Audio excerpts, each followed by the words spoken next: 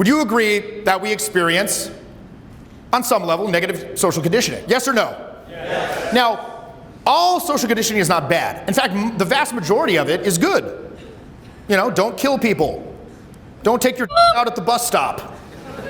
These are all, these are all reasonable social conditionings, but there's a lot of negative. But here's the problem. A lot of times when we talk about negative social conditioning, it's super generalized. It's like, oh, it exists. It exists, negative conditioning. I want to examine what are the actual conditionings that are happening. So let's examine the specific ways. So I read a book by a woman named Ann Wilson Schaaf called When Society Becomes an Addict. Anyone ever heard of that? Pretty obscure here. We're getting deep here. So basically, she presents the case that society itself is an addict. And any individual living in an addictive system, unless they're aware of it and recovering from it, as we may be, they're going to demonstrate those same characteristics. So let's list a couple of characteristics of this addictive system in order to kind of create awareness of these entanglements so we can begin to exercise and release them. All right? So the very first one, as we said before, is an emphasis on dualism. Polarity is intensified in our society. It's good or bad, pass or fail, right or wrong, in or out, off or on, etc., etc. Remember, we were discussing those opposites earlier. We said the greatest vitality at any point along a spectrum of energy is through the synthesis of those opposites. You want to have choice. It's not either this or that. You want to be able, it's a range of choices you can make at any time. The more you polarize along any spectrum, the more you sap the inherent power of that field of energy choices, potential choices. Duality does not reflect the reality of life. It doesn't. It just feeds the illusion of control. Duality removes considering the choices along that spectrum. So unless we transform that energy of dualism into a developmental tool, it can shove us into the process of the next one, which is this. Judgmentalism. Okay? This compulsive need to make negative judgments. This creates virtually all of our entanglements. This creates virtually all of the emotional blocks that you encounter when you're going out to interact. The paralysis that you feel. This is the source. Look, judgment is necessary. I'm not denying this. It's necessary to do what? Why do we need it? Screening. Screening what? Terrible people. Terrible people. Also screening your own choices. Like, what choices am I going to make right now? It's called discernment. But when this judgment becomes generalized, like what? I suck. Why? I don't know, I just suck. It's a bad night. Sucks. Right? Then it's no longer useful. Or what's another way that judgment can become negative? It becomes predictive. If I do that, I'll look stupid. If I do this, this negative outcome might occur. I might lose validation. I might have a confrontation. I might be embarrassed. So distinguish between these two capacities of judgment. Don't throw the baby out with the bathwater. You still have to have discernment, but start to think about letting go of that judgment. Now, again, judging in advance prevents us from attempting anything unknown. Right? You cannot predict success or failure. If you can't do that, someone can. You don't have. You hesitate, or you don't move at all. What's some examples of this? Let's say you're out at the club. You see somebody there with another person. That's their significant other. You don't know that. How do you know that? Judgment is always concerned with the past or the future. I did something that sucked, or it's going to suck if I do this. So the power to free yourself from judgmental blocking, it has a cumulative effect. The more you do it, the more freely you can act going forward. Remember, all learning is movement into the unknown. Number 4 is responsibility and blame. Addicts in particular, they avoid taking responsibility for themselves. They avoid taking responsibility for their lives. If you're responsible, then what follows? You are also what? You're also to blame. So this creates a cycle of powerlessness, a cycle of guilt. Like if this is happening, I made it happen. I believe I should be in control, so therefore I am to blame. Okay? Move away from this. Eradicate blame because it leads to what? Defensiveness. And by the way, this is hugely common. And I see this in my coaching. You give a guy some feedback, they get extremely defensive about it, especially older guys. It's very common in social dynamics training. Like they might do something, I'm like, that's wrong. That's wrong. The greater the defensiveness, the less the learning. And what comes from, like, what are the main tools of defensiveness? Number one, rationalization. Number two, justification.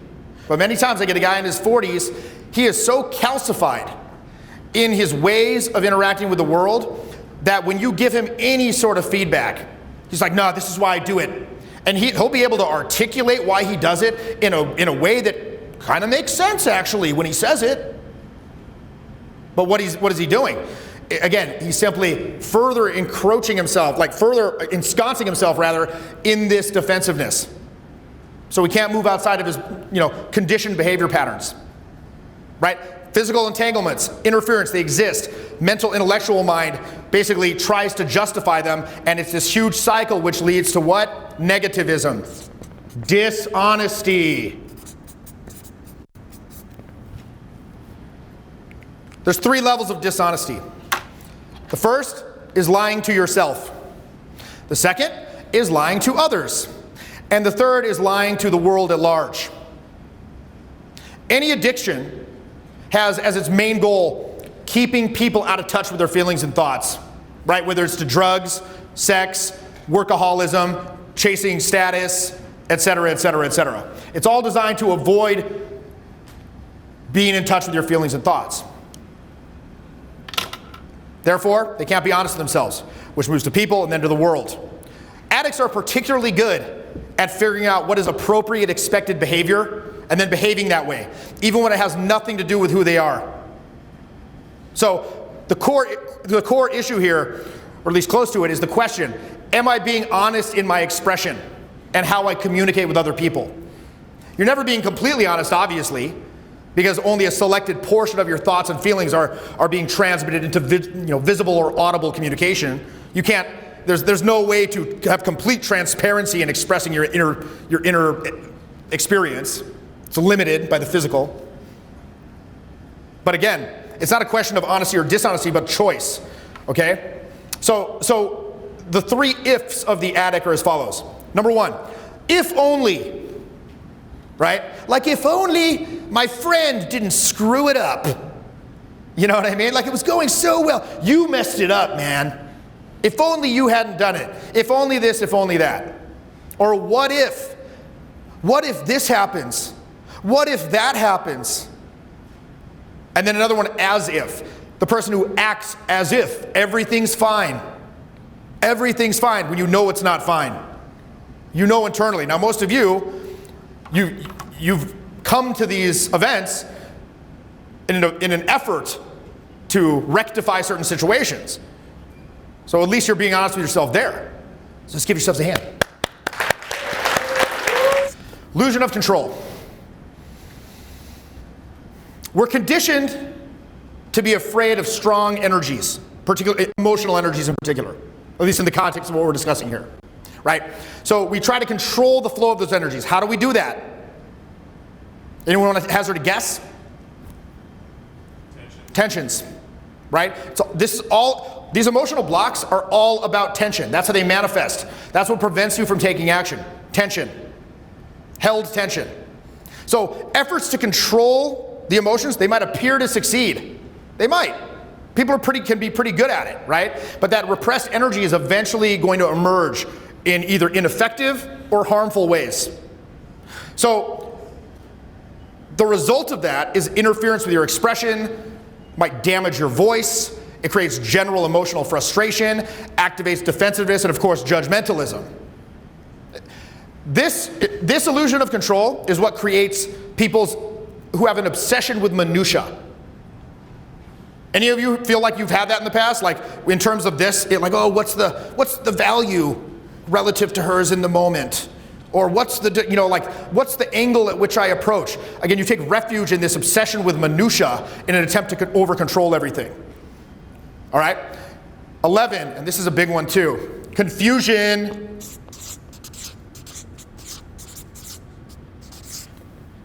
Confusion operates in society as a mechanism of control. Nobody is more controllable than a confused person. Think about it. By the way, as a side note, confusion about social dynamics also creates a system of control. It feeds a need for control. I'm trying to demystify this stuff here. All the speakers that are going to be up here this week, we're trying to demystify it. You know, a lot of times, mystification tends to keep power in the hands of the mystifiers. So a lot of times people like, you know, give confusing or contradictory things to keep people coming back and stuff like that. I'm not trying to do that. I'm trying to demystify this. I'm just returning what's rightfully yours, which is what? Personal expression, personal power. The power to do what? The power to do whatever you want with your voice. The power to do whatever you want with your emotions. The power to do whatever you want with your physical being, and all three of those in any combination you want. Okay? By the way, confusion also keeps you from taking responsibility for your own life. You know? Like, oh, I don't know how to do it. I guess I won't. I don't know how to do it. You might even become dependent on others to guide you. Sometimes dependent on people who keep you, again, partially confused to keep you returning for guidance. It also keeps you busy because you're trying to figure things out. You don't have any energy left for actually doing stuff or for reflecting or for challenging the system. Why? Again, you're just trying to figure it out, trying to figure it out. There's an old saying, everyone is doing more than they need to and less than they could. And then that brings us to the last one, which is self-centeredness and scarcity. In the addictive system, the self is central.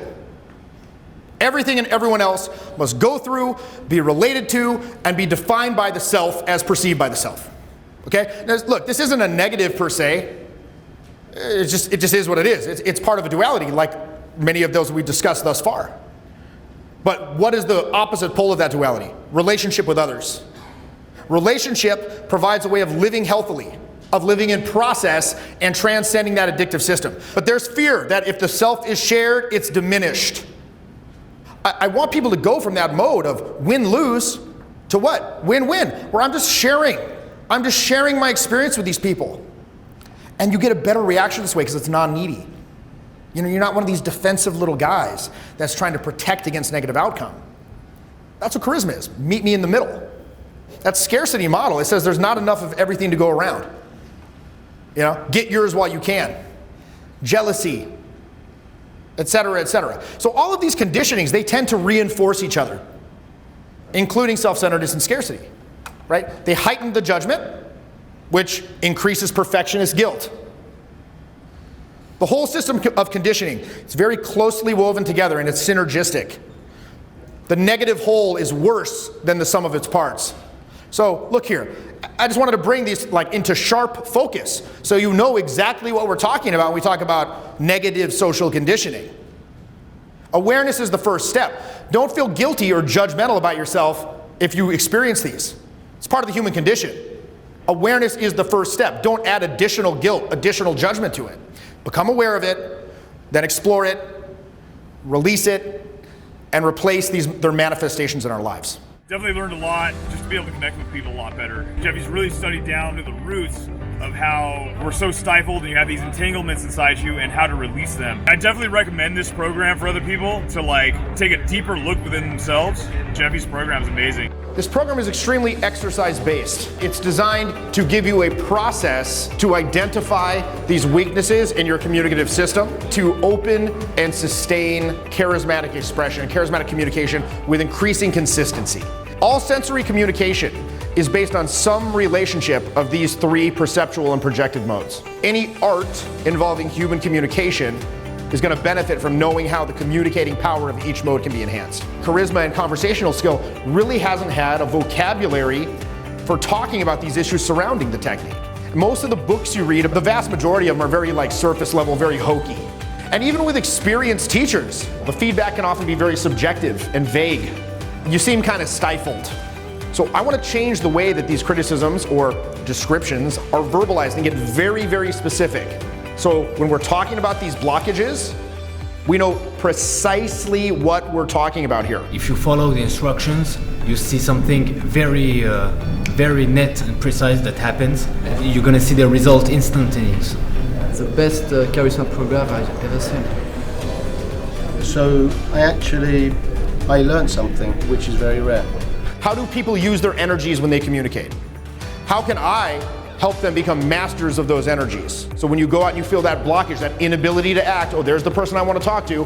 I know how to go talk to them. I've read the theories, I've watched all the videos, but I can't take action. What's impeding the flow? Remove the obstacles, isolate the skills, exercise them separately, then put them together, back together in a more completely realized whole.